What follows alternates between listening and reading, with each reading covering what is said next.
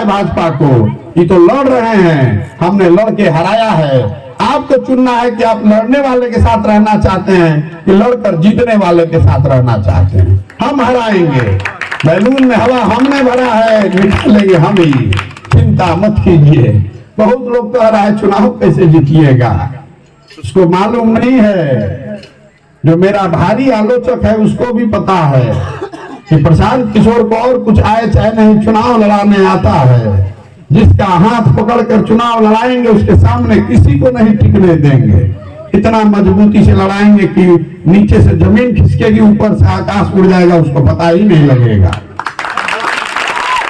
बिहार की राजधानी पटना से प्रशांत किशोर जी यहाँ आए हुए हैं और उनके पद यात्रा निकलने वाली हैं। उनके पद यात्रा उनके स्वागत में ये तमाम भीड़ यहाँ है। आप लोगों को दिखा रहा हूँ RDX मीडिया नेटवर्क के माध्यम से, जरा फोकस कीजिए और इधर भी दिखाइए कि पब्लिक का कितना भीड़ उमड़े हैं यहाँ।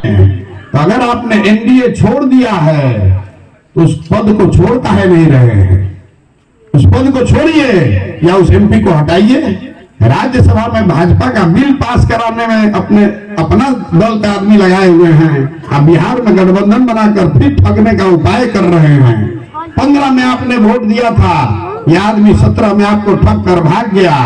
फिर वोट कीजिएगा, फिर भागेगा, लिख कर रखिए। हम उनके साथ रहे, आप उनको नहीं जानते हैं हमसे ज्यादा। और ये हमको कह रहा है, जरा याद कीजिए जब CA NRC आया था, जब आप पर तलवार लटकी थी तो किसने अपना गर्दन बंगाल में जाकर फंसाया? कौन यहाँ बिहार का वीर गया था लड़ने बंगाल में? लालू यादव गए थे कि तेजस्वी यादव गए थे कि नीतीश कुमार गया था? कोई नहीं गया था। हम गए थे अपना कंधा लगाने, हमने अपनी गर्दन फंसाई थी। आज अगर CA NRC नहीं, बंगाल में अगर भाजपा जीत गई होती तो आज CA NRC का लाइन लगाकर आप फॉर्म भर रहे होते। हमको कह रहा है कि हम भाजपा का B टीम है और तुम भैया क्या हो, तुम अपने देख लो। अगर समाज में हमको सर्टिफिकेट देना पड़े तो हमको नहीं देना है सर्टिफिकेट। जिसके साथ रहना चाहते हैं आप रहिए, प्रत्यक्ष को प्रमाण की जरूरत नहीं है। हमने हराया है भाजपा को, ये तो लड़ रहे हैं, हमने लड़के हराया है। आपको चुनना है कि आप लड़ने वाले के साथ रहना चाहते हैं कि लड़कर जीतने वाले के साथ रहना चाहते हैं। हम हराएंगे, बैलून में हवा हमने भरा है, निकालेंगे हम ही, चिंता मत कीजिए। बहुत लोग कह रहा है चुनाव कैसे जीतिएगा, उसको मालूम नहीं है। जो मेरा भारी आलोचक है उसको भी पता है कि प्रशांत किशोर को और कुछ आए चाहे नहीं, चुनाव लड़ाने आता है। जिसका हाथ पकड़कर चुनाव लड़ाएंगे उसके सामने किसी को नहीं टिकने देंगे। इतना मजबूती से लड़ाएंगे कि नीचे से जमीन खिसकेगी, ऊपर से आकाश उड़ जाएगा, उसको पता ही नहीं लगेगा। बंगाल में पता लगा, पूरी ताकत लगा दी भाजपा ने, फिर भी नहीं जीतने दिए। आप भरोसा रखिए, साथ में खड़ा होइए और आपको रिजल्ट ला कर देंगे। जिसके साथ आप 30 साल से हैं, 3 साल हम पर भरोसा करके देखिए।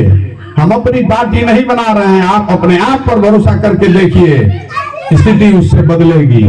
और वो जब बदलेगी तो बिहार तक नहीं रहेगी, बिहार के आगे तक बात जाएगी। आप पर निर्णय छोड़ते हैं। अब 2 बात अंतिम, क्या आपकी नजर में बिहार में एक बेहतर विकल्प बनाने का प्रयास होना चाहिए कि नहीं? हमने अपनी गर्दन फंसा कर कहा था ना कि 100 पार नहीं होने देंगे। नहीं होने दिए ना, नहीं होने दिए ना। तो यहां आपको बताने आए हैं कि विकल्प के अभाव में किसी का बंधुआ मजदूर बनकर वोट मत दीजिए। आपको हाथ जोड़कर रिक्वेस्ट कर रहे हैं, हमको दीजिए चाहे मत दीजिए, अपने बच्चों के भविष्य की चिंता कीजिए। जिसको आपने जिताया है उसने आपको कुछ नहीं दिया है, कुछ नहीं दिया है। आंख खोलकर देखिए, सामने दिख रहा है लेकिन आप मान नहीं रहे हैं। लड़ने के लिए लड़ने वालों के साथ नहीं, उसके साथ आइए जो लड़कर जीतने की क्षमता रखता है। तय आपको करना है, तय आपको करना है। आपके समाज की बहुत बड़ी जिम्मेवारी है। अगर आपने यहां कंधा लगाकर खड़ा कर दिया तो ये कहानी बिहार तक नहीं रुकेगी। हम बिहार में रीजनल पार्टी बनाने नहीं आए हैं, नया विकल्प खड़ा करने आए हैं। अगर यहां खड़ा हो गया तो बिहार तक कहानी नहीं रुकेगी। बाकी आप खुद समझदार हैं, ये आपको बता रहे हैं, भरोसा कीजिए, और नहीं कीजिएगा तो भी कोई बात नहीं है, ऊपर वाला सबका मालिक है, ठीक है ना। तो यही बताने आए हैं, बिहार में विकल्प के अभाव में फ्री का वोट लेने का आदत पड़ गया है। आधा आदमी इसलिए लालू यादव को वोट कर रहा है, महागठबंधन को वोट कर रहा है, क्योंकि वो भाजपा को वोट नहीं कर सकता है, और आधा आदमी भाजपा को इसलिए वोट कर रहा है क्योंकि वो लालू यादव को वोट नहीं कर सकता है। इसीलिए बिहार की ये दुर्दशा है। आधा आदमी तो बेचारा देख के वोट ही नहीं कर रहा है, वो तो मजबूरी है, गाली देकर भी रोकर भी वोट उसी को करना पड़ता है। किसी को विकल्प के अभाव में गलत आदमी को वोट न करना पड़े, इसलिए पदयात्रा पर निकले हैं, ताकि समाज को मत के, समाज के सही लोगों के साथ एक नया और बेहतर विकल्प बनाया जाए, जो मजबूरी का विकल्प न हो, जो सही मायनों में विकास का विकल्प हो, आपकी सुरक्षा का विकल्प हो। ठीक है ना, ये प्रयास होना चाहिए ना। इतना धीमी आवाज में बोलिएगा तो नहीं समझ में आएगा। मोदी जी आजकल 700 करोड़ रुपया का प्लेन पर चलते हैं ना। घर घर से हम लोग वोट दिए हैं मोदी जी को, और घरे घर से सिलेंडर का 1200 रुपये दे रहे हैं, देता नहीं जाना।